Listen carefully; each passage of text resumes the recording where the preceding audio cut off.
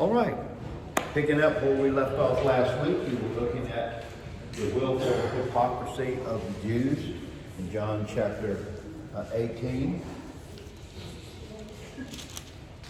And this is in verse 28 of that chapter. The Jews led Jesus from Caiaphas to the palace of the Roman governor. It was early morning, but the Jews did not enter the palace because they wanted to be able to eat the Passover.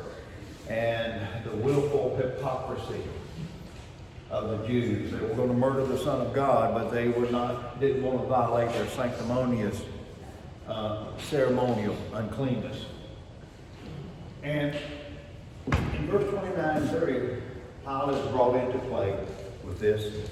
And it's interesting as we look at Pilate all the way through this. Pilate came out to them and asked, "What charges are you bringing against this man? If he were not a criminal," they replied, "we would not have handed him over to you." So, Pilate wants to know, what's the problem with Jesus? What are the charges you're bringing? And they didn't bring any charges at this point. Now, the synoptics talk about charges that they brought, and the Jews will bring charges, and John will record it a little bit later on. They didn't bring any charges, only accusation and the holiness of their actions. Look at what it says. If he were not a criminal, we would not have handed him over to you. You know, we're holy. Do you think we would do something wrong? Ever seen anybody like that? That they tell you something or act in a certain way, and their only explanation of it is that, well, I'm holy. How in the world can you think that I would do something wrong? Or I would say something wrong? Or I would this, I would that? Yeah, well, here's an example of it right here. And it's just interesting to watch that dynamic. Sanctimonious, ceremonial holiness, appealing to the fact that they were Jews. Do you think we would do something wrong? It's just interesting to watch the utter hypocrisy that comes out in their hatred of Jesus. Now, Pilate answers back. They were pretty brash in saying this, so Pilate answers back in 31. Pilate said, "Take him yourselves and judge him by your own law. But we have no right to execute anyone," the Jews objected. This happened so that the words that Jesus had spoken, indicating the kind of death he was going to die, would be fulfilled. In other words, Pilate is saying, why are you bringing him to me? The Romans had given the Jews the right to handle most any case they had and judge people according to their own law. That had been granted to them by Rome, except for capital punishments. But Pilate is saying, why are you bringing him to me? And the venom of the Jews is now revealed. Nothing but killing Jesus would be acceptable.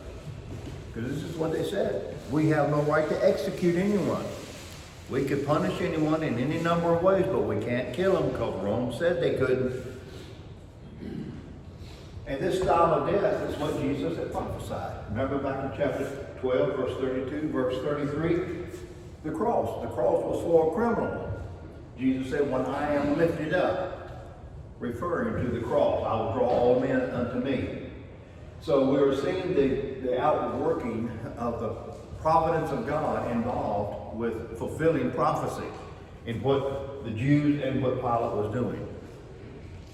Now in verse 33, we begin to get into the second stage of the interaction between Pilate, the Jews, and Jesus.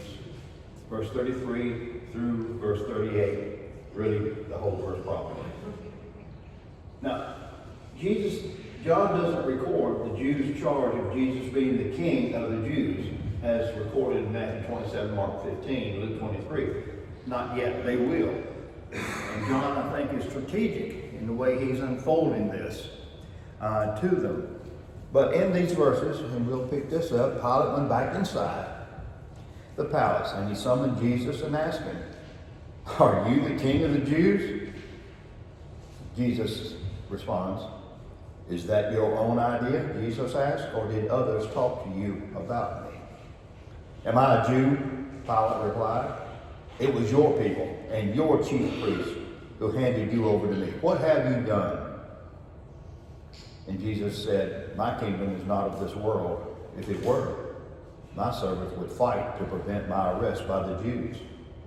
But now my kingdom is from another place. We'll just stop right there.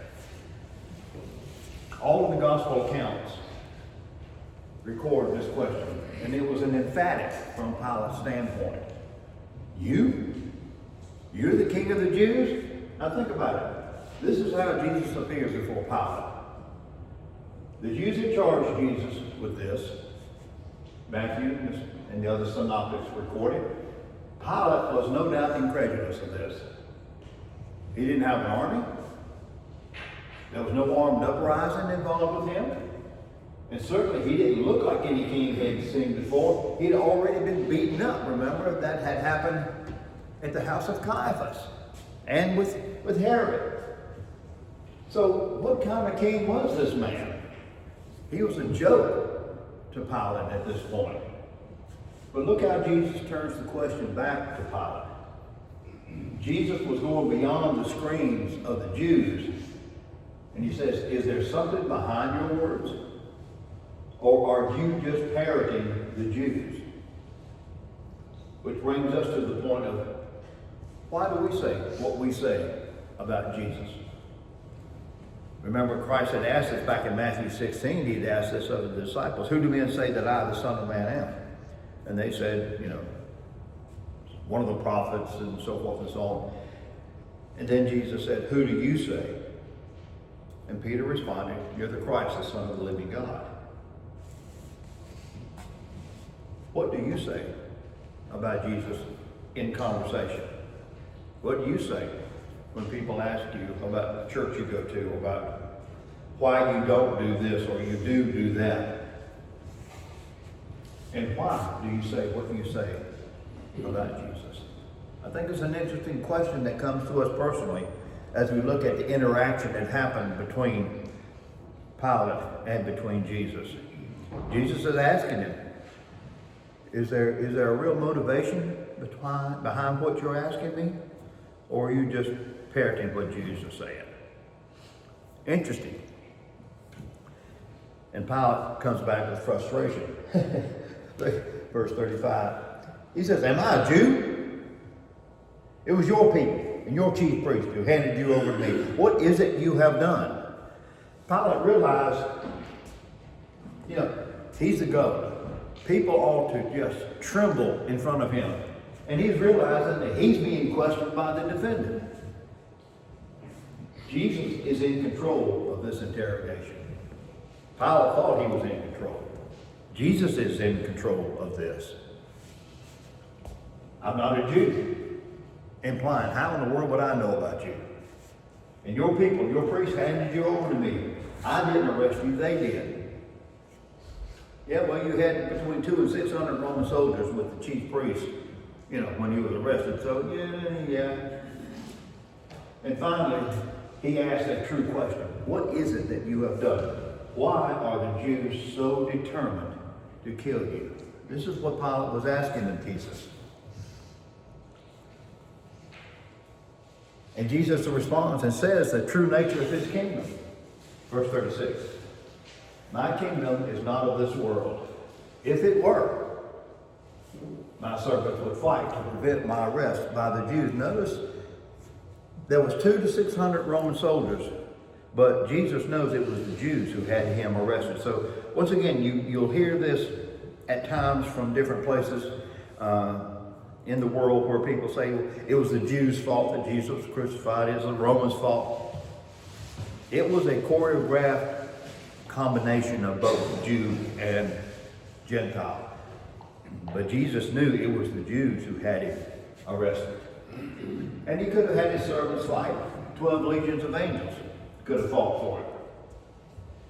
But here's the answer to all the efforts that we have heard of and may hear of yet of building an earthly kingdom. Whether it's a monastery, Roman Catholic Empire, cults, so-called Christian cults, Christian nationalism, theocratic governments, all of that. Jesus didn't come to establish any piece of land as his kingdom. His is of the heart. Now, I don't know if you've ever heard of people trying to think about this or trying to, that if we could just have control of it all, it would be great. No, it wouldn't. Because if you get rid of one bunch of sinners, you still have a bunch of people who are carnal minded, even if they're Christians. So your government's not going to change that much. It may swing radically one way or the other, but always remember, you have carnal people running life. Jesus said, I didn't come to set up anything like that. The only time that will happen is when he returns. And he rules the nations with a rod of iron for 1,000 years. He didn't come to establish any piece of land. He came to change your heart. So, I don't know if you'll ever hear of any such, but there have been people throughout history who have tried to create a utopia, a communal society that is based upon this principle, that principle, thinking that if they could get a bunch of people believing like them, it would all be great. Think of Jim Jones, how that turned out. Others. Jesus didn't come to establish any piece of land as his. He came to establish and change the heart of people. Questions, comments on that?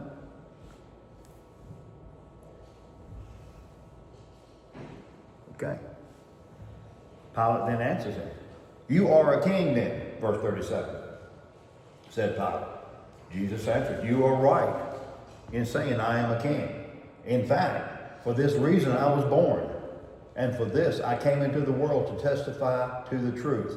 Everyone on the side of truth listens to me. What is truth? Pilate asked. With this he went out again to the Jews and said, I find no basis for a charge against this man.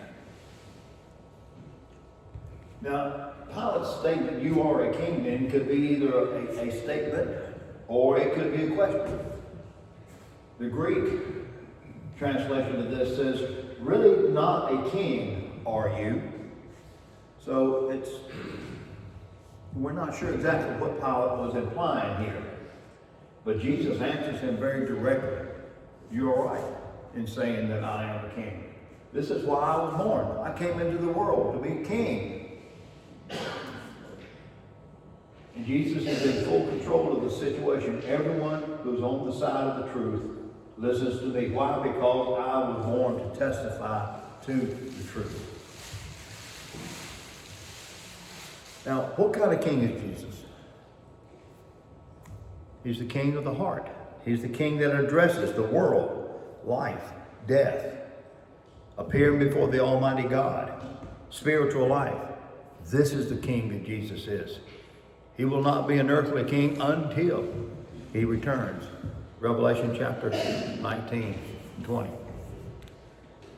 But until then, his goal is to have spiritual life. And it's interesting, Pilate says, I don't have a basis for charging this man. I have no reason to punish this man, Jesus. Pilate knew that Jesus was innocent. Now, he brushes aside Jesus' statement about truth and gives some kind of political, philosophical answer. What is truth? But he knows that there's no reason to charge Jesus. And he tells the Jews just that. Pilate knew Jesus was no threat to Rome's authority over the Jews. Now, something that's important for us to understand. The gospel is no threat to any government, whatever government there is. The gospel is no threat to the government. Jesus did not come to overthrow a regime. He came to overthrow the souls of those who ran the regime. Now, I think that's something we have to realize. You can be a Christian in any form of government there is. Some forms of government, it's easier to be a Christian in. Some forms of government, to be a Christian means you're going to die. But you can be a Christian and live under any form of government. The early church lived under one of the most vicious emperors there have been, with Augustus, and you go on down from there. But the whole New Testament was written about how to live under a government that does not like you, does not accept you, does not recognize you, and will hate you. So I think it's just interesting and it's needful for us to understand this, that in our world today, with all that we see that is happening in our country as well as around the world, you can still live for Jesus Christ. It may cost you more, but don't think that you have to be somewhere else to be able to live for Jesus. You can live for Christ wherever you are, under any form of government. Peter said it this way in 1 Peter. He said, honor the king, but fear God. You try to respect the king, the government, as much as you can, but if it comes to a point of obeying God or obeying government, you fear God. Because only God can destroy both body and soul in hell. The government can't do that. So I think it's just needful for us to understand these things as the years unfold in our country. Comments? I know y'all want me to get through all this, so I understand that. But I got you. I got you. Now, Pilate thought of a way maybe to spring Jesus. Look at verse 39. Pilate goes out again to the Jews and says, I don't have a reason to punish this man, but it is your custom for me to release to you one prisoner at the time of the Passover. This is something that Herod probably set up earlier on in his reign to try to pacify the Jews because they were constantly in combat with them. And at Passover, they would release any prisoner that the Jews asked to be released. He said, do you want me to release the king of the Jews? Look at verse 40. They shouted back, no, not him. Give us Barabbas. Now, Barabbas had taken part in a rebellion. Pilate thought maybe this would be a way to, solve this issue with Jesus. Do you want me to, as usual, release a known criminal to you? Jesus, this King of the Jews? And at this time, Matthew chapter 27, verse 19 records that this may be the time where Pilate's wife sent him the message. Don't have anything to do with that innocent man, for I have suffered a great deal today in a dream because of him. Now, the Romans had superstitions that their gods often took on human form and walked among them. So, if this is at the point where Pilate's wife had sent him this message, Pilate knew that Jesus was innocent, but now maybe he may have thought that he was violating a pagan divine being. So Pilate is kind of in a pressure situation here. So he's hoping that offering this would be a way to spring Jesus and maybe help him not do anything really wrong, because he didn't want to murder an innocent man. He knew he was innocent, and he didn't want to murder him. But look at the depth of the spiritual hatred for Jesus. Now, Jesus had said back in chapter 15, verse 19, that the world would love its own. Their answer is an example of this. Give us Barabbas. Now, Mark chapter 15, verses 5 through 10 tells us that this man was a murderer, an insurrectionist against Rome. He was a robber. He was a thief. But Mark also records their desire for Jesus crucified. Gives a man who truly was everything they were accusing Jesus of. It's just interesting to see that. Give us Barabbas. Moving into chapter 19. Now it seems that between chapters 18 and 19 is where, according to Luke's account, Pilate sends Jesus to King Herod. Luke chapter 23, verses 6 through 12. This is probably the place where this happened. Now, Herod Antipas is known mostly as the Herod for whom Salome danced and who ordered John the Baptist to be beheaded. This is that same Herod. And as Luke records, Herod wanted to meet Jesus. He was hoping to see Jesus kind of like a carnival act, do something special. He was hoping to see some kind of miracle by Jesus. To have, be awed by it. John doesn't record it, but the others do, that when Jesus was there, he didn't answer anything. Not only did he not do anything, he didn't say anything. And so Herod mocks him, all this, and sends him back to Pilate, but tells him, I find no fault in this man. I find no reason for him to be killed. Now Herod Antipas ruled in Galilee in Jesus' time. He succeeded his father Herod the Great and served as a tetrarch, or appointed by Augustus to rule 1/4 of King Herod's kingdom. And he ruled from about 4 BC to AD 39. He was the king that is recorded in the early years of Jesus' life. Now, we have the fourth stage of the interaction. Chapter 19, verse 1. Pilate took Jesus and had him flogged. The soldiers twisted together a crown of thorns and put it on his head.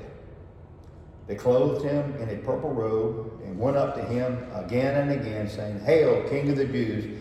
And they struck him in the face. Herod sent him back to Pilate, but found he had done nothing to deserve death. Luke chapter 23, verse 15. So Pilate took Jesus and had him flogged and mocked him as well. Perhaps, because Pilate knew he was innocent, perhaps Pilate was hoping that this punishment, this embarrassment, would satisfy the Jews. Now, there were 3 types of beatings that a person could receive from Rome. The least severe beating was called a flagellum. I'm assuming I'm pronouncing that right. I may not. But this was a lashing with a stern warning. It was a beating, but there was not so much punishment as it was, don't do this again. Kind of like when you pop your youngins and say, now don't do that anymore, Now the next severe was fellatio, whatever. This was similar to the Jewish punishments of 40 lashes, save one. And the intent of this type of beating was to bring submission. To beat the person down, to break him, or her for that matter. But the severest was the verbatio.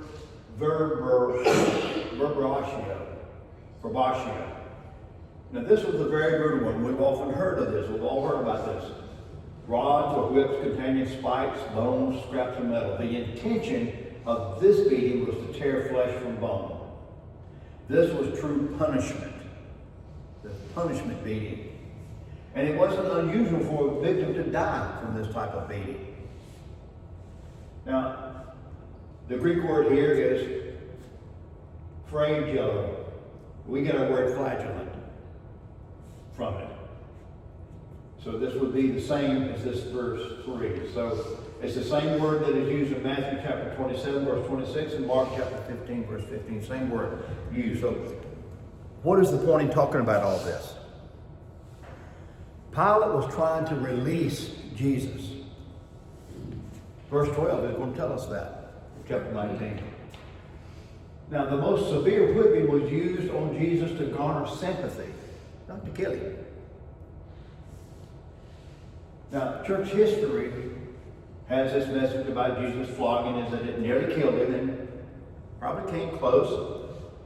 And this was why Simon was compelled to carry Jesus' cross Isaiah chapter 52, verses 13 and 14 talk about this, that Jesus was exhausted. Yes, having been beaten several times by this point. But Jesus didn't die of exhaustion.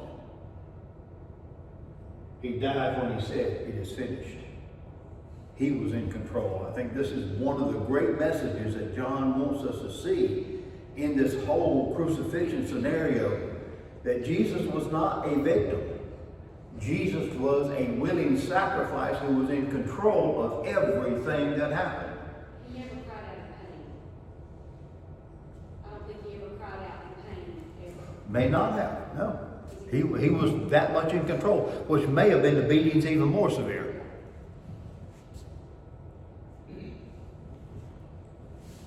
But he was in control of all this. He suffered, yes. He had the soldiers beat him with their fists. That was probably pretty bad enough. But then an official flogging where flesh was torn from bone. Don't kill him, but make him think he's going to die, type of thing. That was their intention. But Jesus was in control. He didn't die of exhaustion. He didn't die because he lost too much blood. He died when he surrendered his spirit to God and said, "It is finished." Jesus was struck repeatedly in the face. They struck him in the face again and again. "Hail, King of the Jews!" Wham! And this no doubt added to his appearance. Isaiah chapter 52, verse 14 talks about this. The purple robe was a mockery of Jesus' kingship. So here we go into the fifth stage of the interaction between Jesus and Pilate. Once more, verse 4, Pilate came out and said to the Jews, "Look, I am bringing him out to you to let you know that I find no basis for a charge against him." When Jesus came out wearing the crown of thorns and the purple robe, no doubt being bloodied and beating, Pilate said, "Here's the man." As soon as the chief priests and their officials saw him, they shouted, "Crucify, crucify." But Pilate answered, "You take him and crucify him. As for me, I find no basis for a charge in this man." The Jews insisted, "We have a law that according to that law, he must die because he claimed to be the Son of God." Pilate, again, is trying not to murder an innocent man. Matthew 27:18 tells us that Pilate knew it was for envy and jealousy that the Jews sought Jesus' death.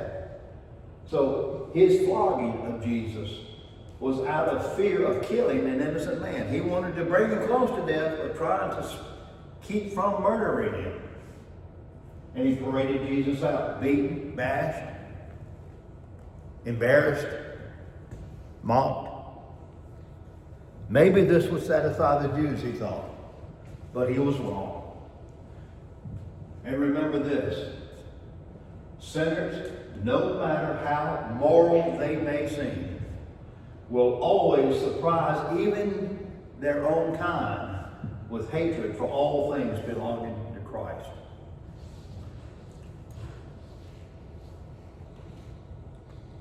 There have been some celebrities. One is that female rapper, Nicki Minaj. And I think it was either her or another one who said, I think there was another one, but who said on her Facebook something about Jesus Christ. And she said she received more hate for that one statement than for any song, and evidently she was a real raw rapper. She said she received more hate from that statement than anything she'd ever put out as far as her songs. People, sinners, hate Jesus Christ.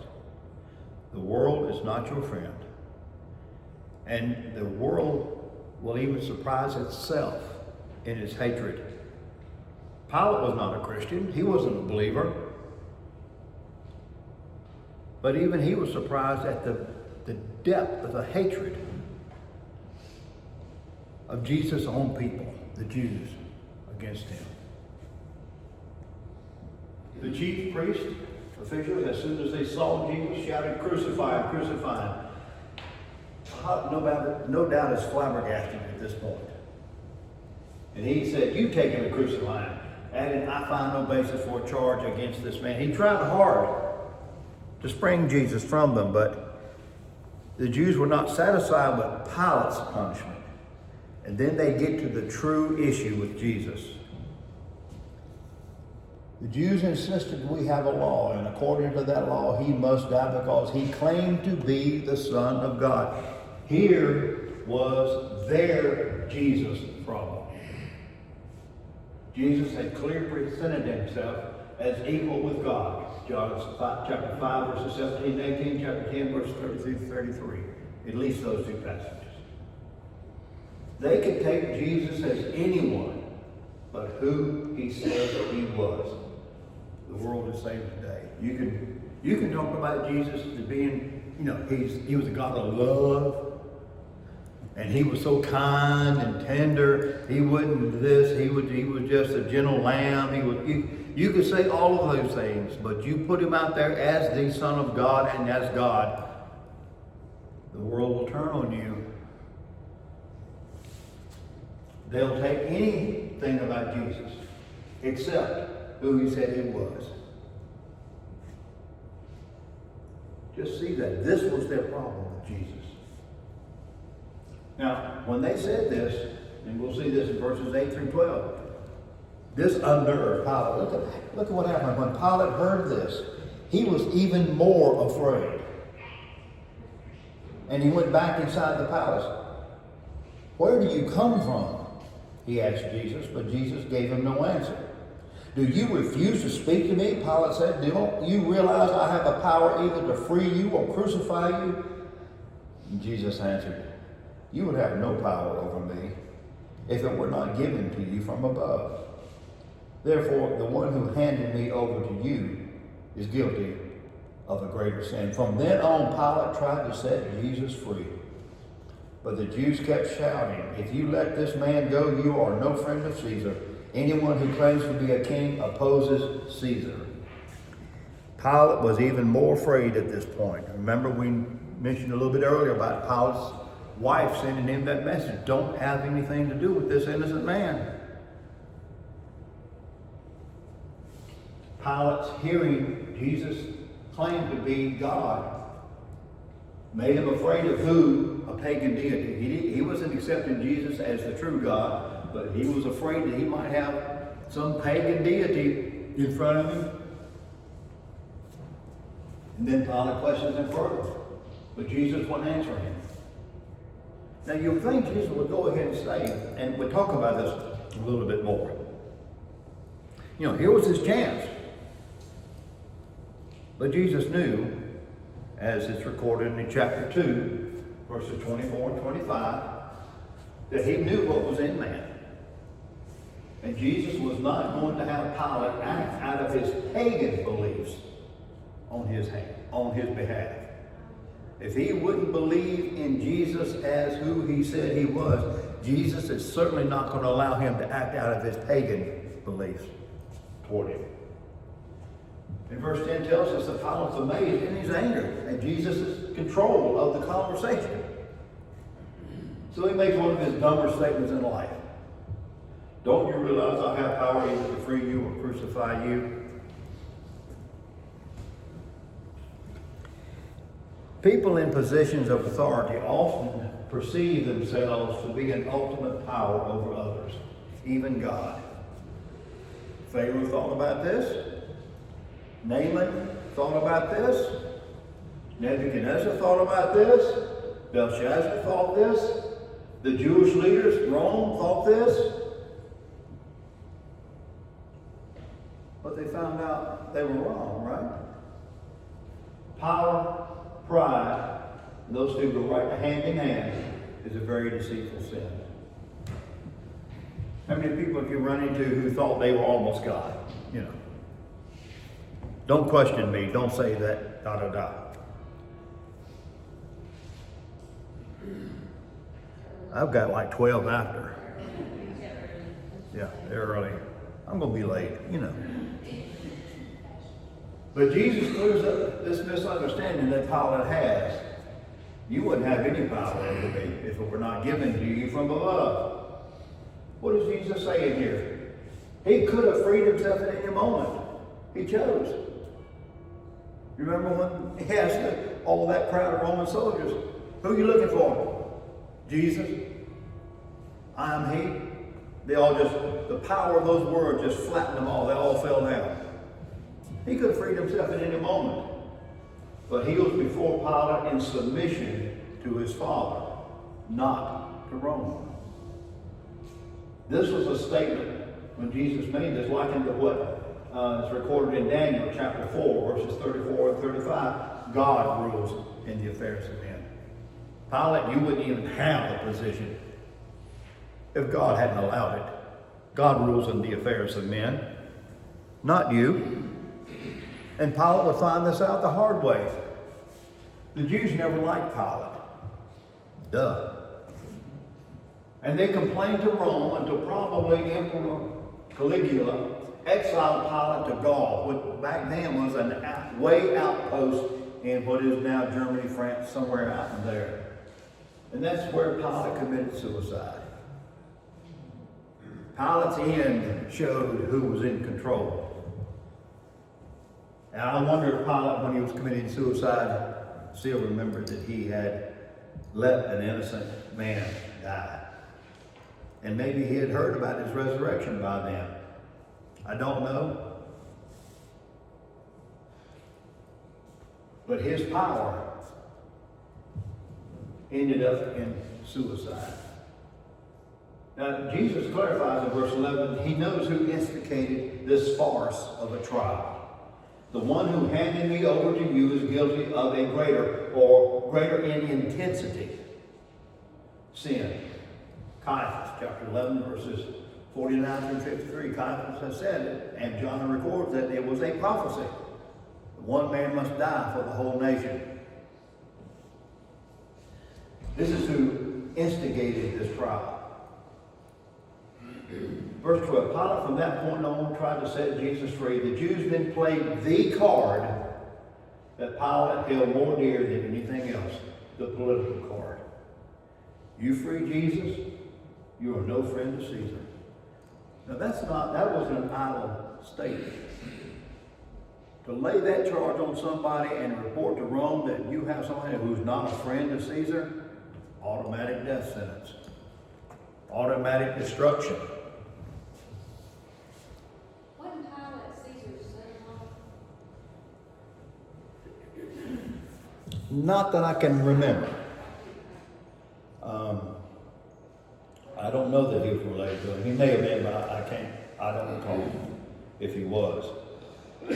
But even so, if you are no friend to Caesar, Augustus wasn't the first one who would have family members killed, you know. And by the time you get to Caligula was killing all of his family, you know. But the political card, you free Jesus and you're no friend of Caesar. What's the political card for us? What's the one thing that Satan could throw up to you and me that would cause us to back up on our testimony of Christ? That's something that I think challenges us from this passage. Pilate was determined to set him free until the card was pulled. What is the card that Satan could pull on us that would cause us to cave? I think that's a good question for all of us to ask ourselves. Now, Well, you don't think, in a weird way, you don't think we already see, in our time, we're already seeing the cards being pulled that Yeah. make people think, and you went to church Sunday, you know, and we already see that. yeah. How many terms, how many words float out today that back up city governments, county governments, state governments, the federal government, for crying out loud? Just over a word, you have some kind of phobia. And so, oh, well, we can't be charged with having some kind of phobia.